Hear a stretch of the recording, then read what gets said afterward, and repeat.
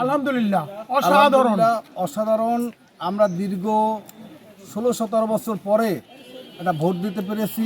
এটা একটা আনন্দ, ঈদের আনন্দের চেয়েও মনে করি আরও বেশি কিছু উৎসব হয়েছে। আমাদের যে স্বাধীনতা কেড়ে নিয়েছিল সেই স্বাধীনতা আমরা ফিরে পেয়েছি।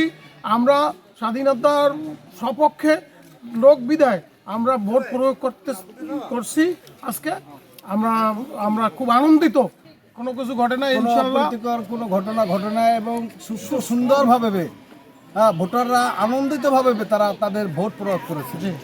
কোনো আশঙ্কা নাই, ইনশাআল্লাহ অনেক ভোটের ব্যবধান এনে দেশটা তারেক রহমান সরকার গঠন করবে ইনশাআল্লাহ।